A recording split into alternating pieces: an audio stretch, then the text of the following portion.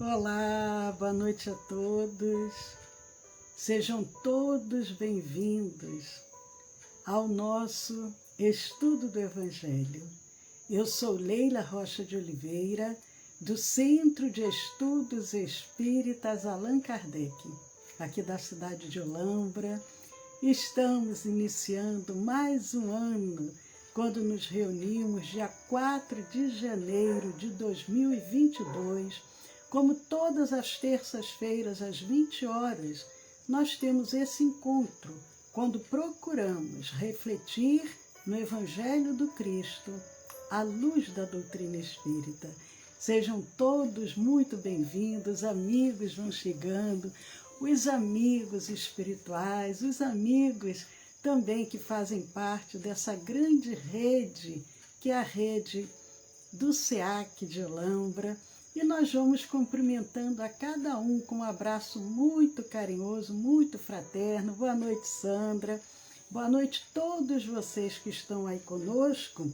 E para que a gente possa iniciar a nossa noite, nós vamos ler um pequeno trecho do livro Fonte Viva. Fonte Viva, através do benfeitor Emmanuel e Francisco Cândido Xavier. Vamos abrir aqui, abrir na mensagem 78, Enxertia Divina. É uma passagem de Paulo, o apóstolo Paulo, escrevendo aos Romanos, capítulo 11, versículos 23. Se não permanecerem na incredulidade, serão enxertados, porque poderoso é Deus para os tornar a enxertar. Emmanuel dá o título de Enxertia Divina e vem comentando: toda criatura, em verdade, é uma planta espiritual, objeto de minucioso cuidado por parte do divino semeador.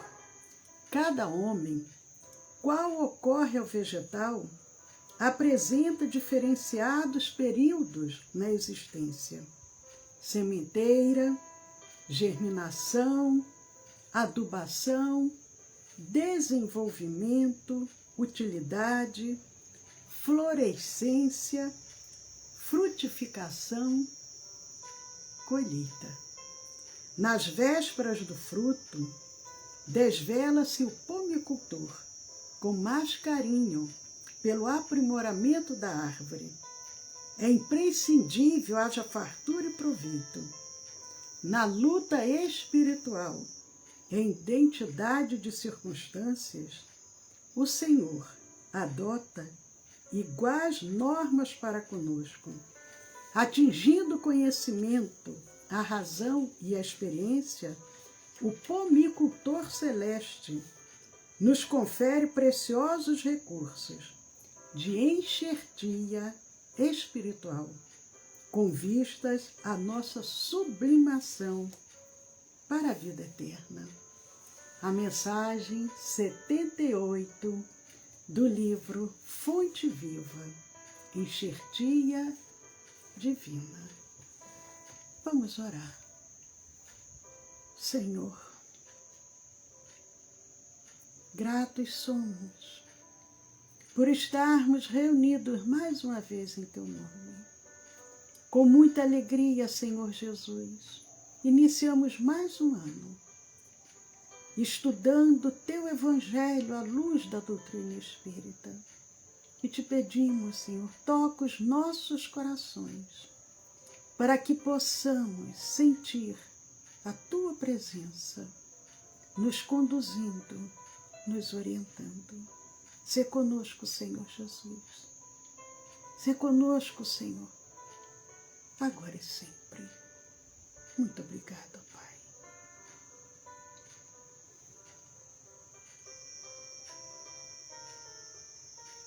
Que bom. Boa noite, amigos queridos, Sueli, Anne, Vicente, Pedro, Divas, todos esses amigos muito especiais, Erli, Márcia, que estão aqui conosco, como todas as noites, sempre fazendo parte dessa grande rede de fraternidade. Boa noite, Arnaldo. Seja muito bem-vindo também a esse nosso encontro. Boa noite, Eudócia, Desirê e toda essa família Reis tão especial. Mas, amigos, nós hoje vamos dar continuidade ao nosso estudo do Evangelho segundo o Espiritismo, 4 de janeiro de 2022. Boa noite, Geraldo. Nós estamos no capítulo 8. Bem-aventurados os que têm puro o coração, ou bem-aventurado os que têm coração puro. Os que têm coração puro. Nós vimos nas semanas anteriores os itens 1 a 4. E hoje nós vamos iniciar o item 5, porque o capítulo 8 ele é dividido em subtítulos. O subtítulo de hoje é Pecado por Pensamentos, Adultério. Pecado por pensamentos, adultério. É um tema bem profundo. E nosso querido codificador Allan Kardec, ele selecionou para esse capítulo, entre outros itens, ele selecionou a passagem que se encontra no capítulo 5 do Evangelho de Mateus, versículos 27 e 28. O evangelista Mateus, ele transcreve uma passagem quando Jesus assim se pronuncia para aqueles que estavam ali à sua volta. Então é a fala de Jesus transcrita por Mateus. Aprendestes que foi dito aos antigos: não cometereis adultério. Eu, porém, isso é Jesus falando, eu, porém, vos digo que aquele que houver olhado uma mulher com mau desejo para com ela, já em seu coração cometeu adultério com ela. Forte esse ensinamento do Cristo. Porque quando nós ouvimos a palavra adultério, nós imaginamos a traição de alguém casado que trai o seu companheiro. Mas a palavra adultério, ela é muito mais profunda. E Jesus, ele coloca ali para aqueles que estavam ouvindo seus ensinamentos, somente da pessoa olhar e o desejo, o sentimento, se não for um sentimento puro, a pessoa já está cometendo adultério. Mas vamos prosseguir, porque agora é Allan Kardec que vai comentar essa passagem. Então, Allan Kardec, agora no item 6 do capítulo 8, ele vem dizendo: a palavra adultério não deve ser absolutamente entendida aqui no sentido exclusivo da acepção que lhe é própria, porém, num sentido mais geral. Como eu coloquei, quando nós ouvimos essa palavra adultério, nós imaginamos o quê? Uma traição conjugal. Mas o nosso codificador, ele vem ampliando para que possamos compreender o que Jesus quis ensinar, que nós não podemos ficar restritos a esse sentido amplo dessa palavra. Nesse contexto, Jesus, ele fala num sentido mais exclusivo. Mas prossegue Kardec. Muitas vezes, Jesus a empregou por extensão, para designar o mal, o pecado, todo e qualquer pensamento mau. Como Kardec nos orienta. Muitas vezes, Jesus utilizou-se dessa palavra num sentido mais amplo, até porque nós temos que lembrar que Jesus, ele falava aramaico e hebraico. Ele falava para aquele povo simples, porque da mesma forma que hoje o inglês é um idioma universal, muitas pessoas falam o inglês fluentemente. É uma forma de se comunicar pelo mundo todo, mas as pessoas mais simples, elas utilizam somente, e muitas das vezes até com dificuldade, seu próprio idioma. E o hebraico e o aramaico eram línguas muito restritas, então uma palavra, às vezes, significava várias coisas. Mesmo hoje em dia, nós utilizamos, às vezes, certas palavras no nosso idioma português. Ela pode ter vários sentidos. Nós precisamos ouvir todo o contexto daquela frase que a pessoa está dizendo para compreendermos a que ela está se referindo. Jesus, ele empregou a palavra adultério num sentido muito amplo, às vezes para designar o mal, o pecado. O que significa também essa palavra pecado? Pecado quer dizer a pessoa sair do rumo, sair do caminho, tomar um caminho equivocado. Qualquer mau pensamento, ele às vezes usava falando da palavra adultério. E Kardec, aí ele traz inclusive um exemplo que se encontra em Marcos. Agora, Kardec se utiliza do evangelista Marcos, no capítulo 8, versículos 38, para nos trazer esses ensinamentos. Então, mais uma vez, Jesus, falando para aquele povo simples, e Marcos transcreve os ensinamentos do Mestre.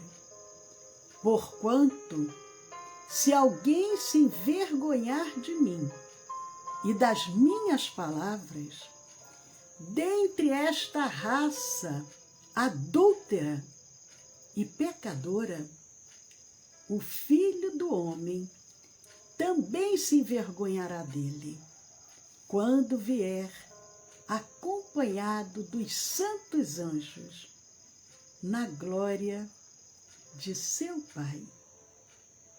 Jesus, falando ali para aquele povo, dizendo, olha, aquele que tiver vergonha de mim, que não der o testemunho, que não confiar no que eu estou ensinando, vocês perderão a oportunidade.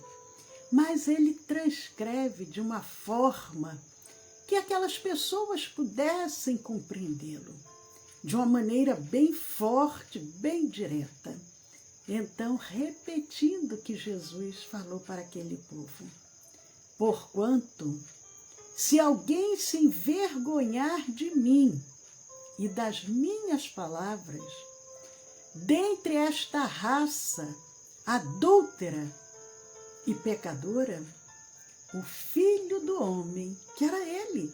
O Filho do Homem também se envergonhará dele. Se envergonhará, ficará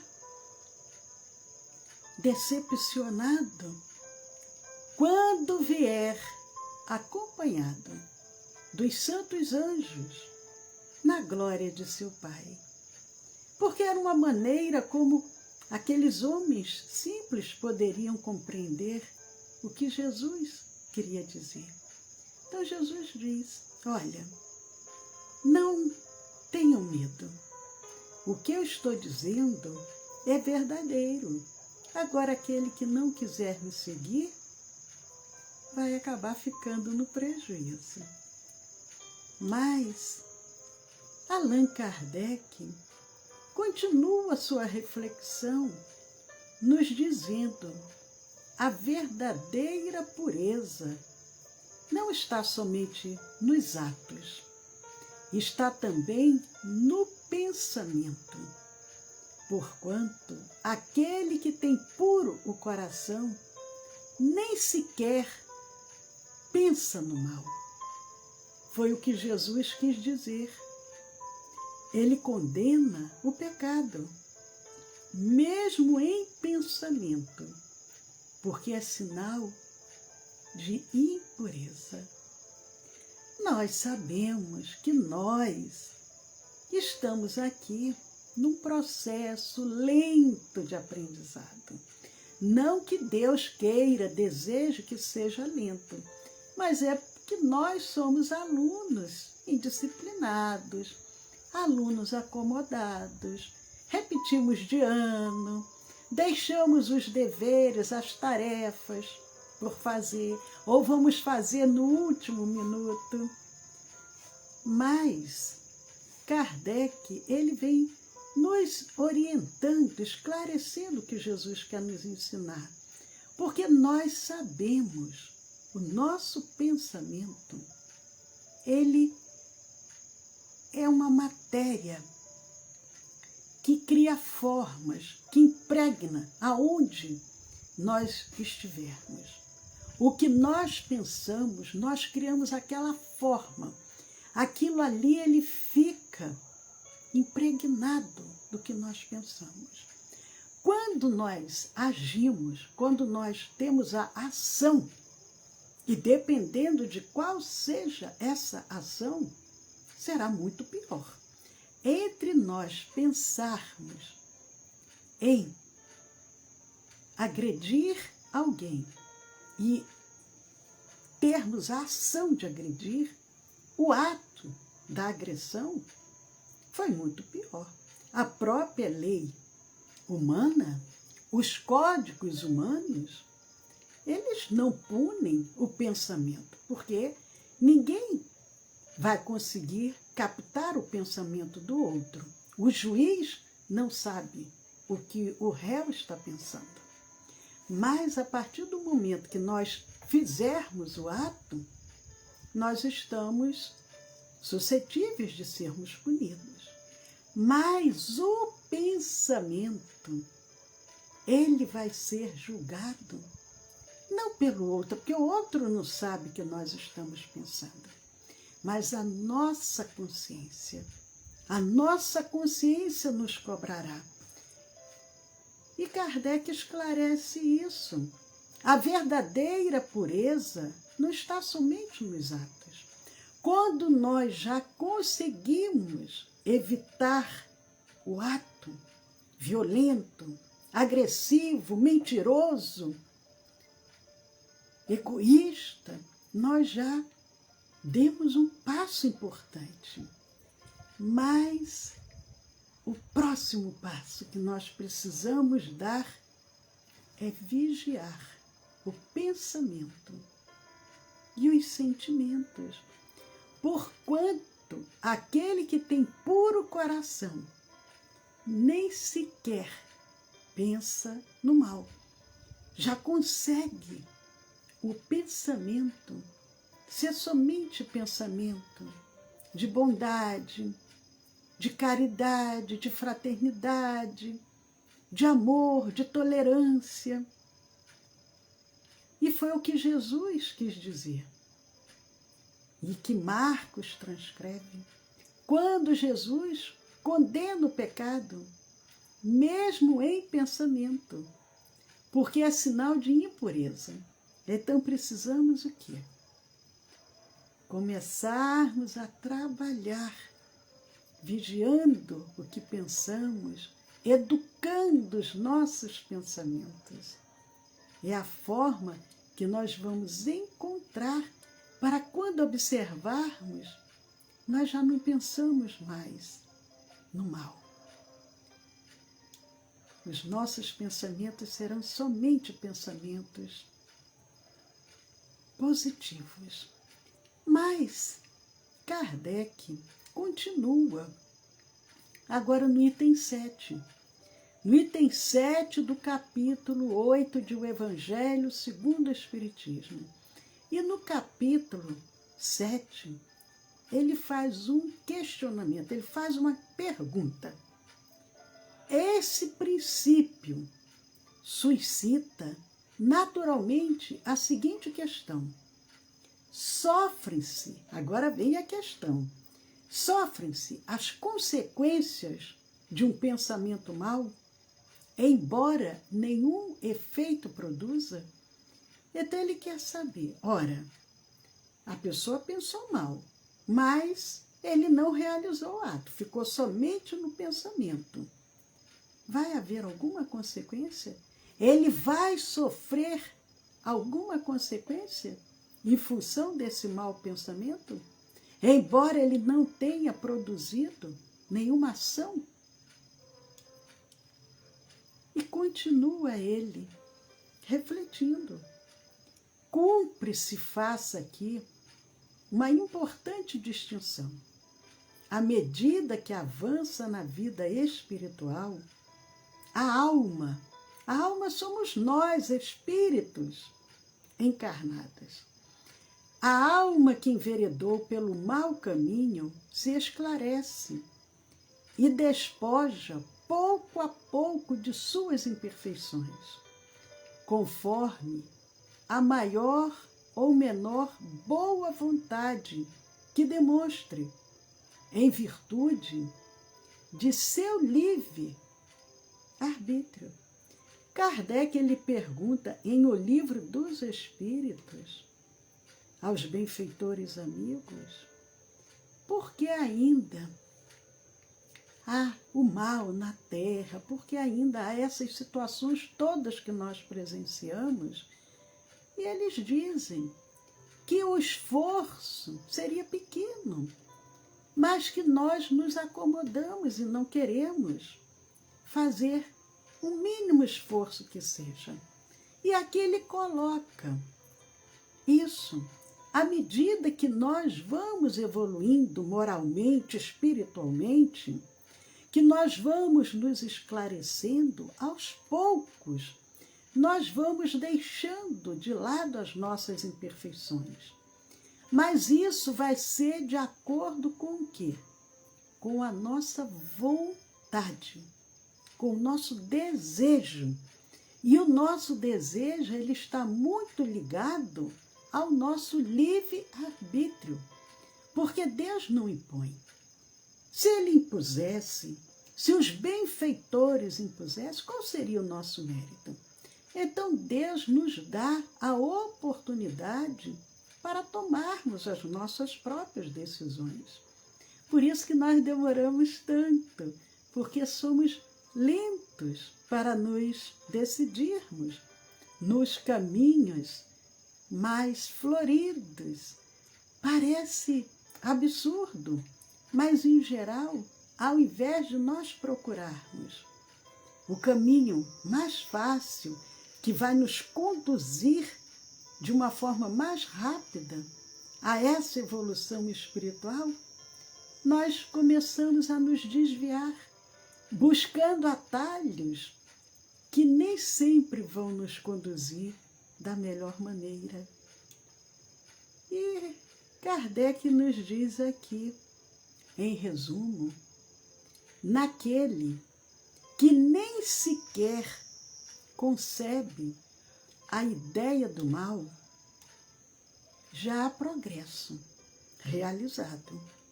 Naquele a quem essa ideia acode, mas que a repele, há progresso em vias de realizar-se.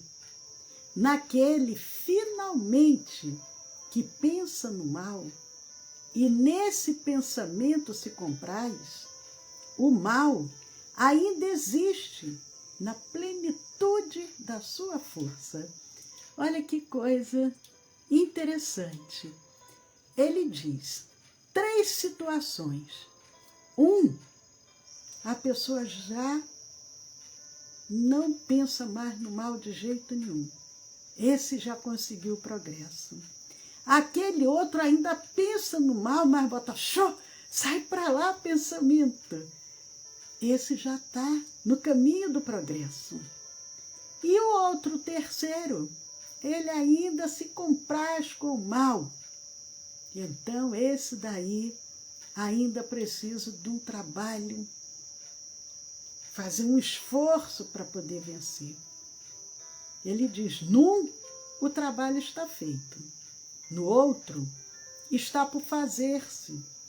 Deus, que é justo, leva em conta todas essas gradações na responsabilidade dos atos e dos pensamentos do homem. Todo pensamento mau, diz Kardec, todo pensamento mau resulta, pois, da imperfeição da alma, mas de acordo com o desejo que alimenta de depurar-se, mesmo esse mau pensamento se lhe torna uma ocasião de adiantar-se, porque ela o repele com energia. Nós somos tentados, entre aspas, é uma oportunidade, porque aí nós vamos e repelimos, então nós conseguimos já vencer uma etapa.